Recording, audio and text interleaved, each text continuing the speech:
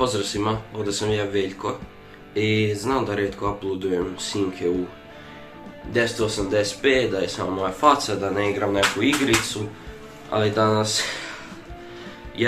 pa nisam teo sa ovim sramotom da snimam, pa sam odlučio sa telefonom, zato mi je setup ono jank. Možda ćete čuti pozadinske zvukove, ali danas sam vas doveo da o nečemu pričamo. Danas ćemo pričati o Twitchu. Znam da je već svaki youtuber sve mene pričao o tome, ali ja kasnim na sve, ja bi čak zakasnio na svoj rođendan. Razlog zašto to spominjem je zato što, ako niste bili svesni, ja sam prešao sa Twitcha prije mnogo mjeseci.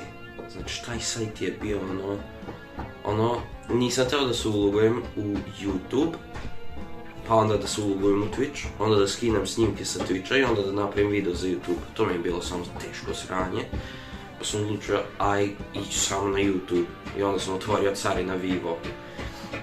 Da se zna, nije zapravo Vivo, ne želim da mi jebu mater zbog toga. Ali, ako niste bili svesni, malo su se promijenile stvari sad na Twitchu. Zabranili su kockanje, zajebali su koliko para dobiješ, ja nisam dobio pare pa mi nije problem. Bila je halarija otprilike i neki lik koji se zove Sliker, nemam pojma kako se zove, dobijamo ovu informaciju second hand od jebnih Pyrocynical, Mongol Mail, tako. Bez uredeka, njima poštujem njihov sadržaj, ali ovo je second hand informacija. Znači, Sliker bi im došao, rekao bi im, date mi malo Robuxa, brate, bankrot sam, vratit ću se za 3 mjeseca, kunem ti se. I onda bi se kockao, skot neki. I onda malo su se, kako bi se rekao, domine ovo i Sliker je tražio pare od ne samo prijatelja, nego od subscribera, gledalca i fanova. Znači, od mnogo ljudi je tražio pare. Ja naravno ne bi tražio pare od nikog i onda da im nikad ne platim. To ne bi bio moj potez, iskreno. Mada, zbog toga malo je Twitch promijenio pravila. Kao što sam spomenuo, zabranili su kockanje, sad ću vam pročitati. Kao što piše tu, ajde malo pogledajte. Sadržaj za kockanje na Twitchu je bila velika tema razgovora među fanovima i nešto što mi aktivno gledamo od našeg zadnjeg promjene polise u ovom delu. Danas želimo da vam se obavestimo na naše planove.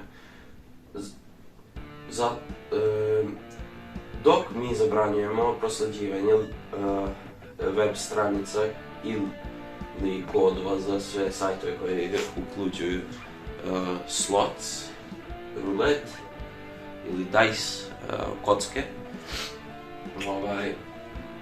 vidimo ljudi kako izbjegavaju ta pravila i onda izazovu malu štetu.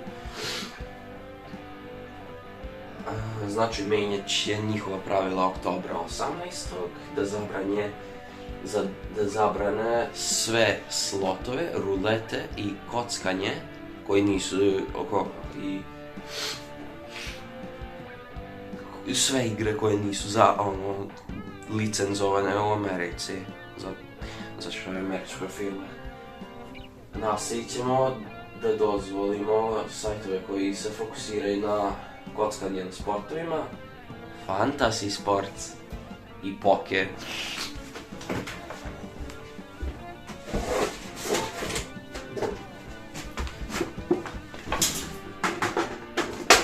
Pita se da li će mi dozvoliti ovo sranje.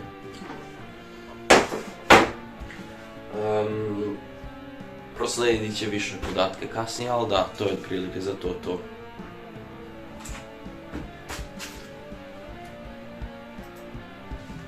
Da, znači, dobro su promijenili polisu, iskreno. Ja ne bi trebao da imam dozvolu da komentarišem na ovo, uz svo dužno poštovanje. Zato što ja sam youtuber, ne koristim Twitch,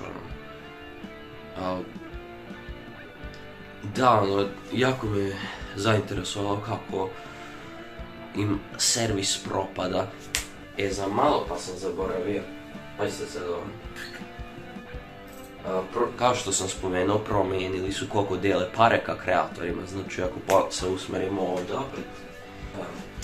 Za te streamere, ti koji streamuju uživo sadržaj,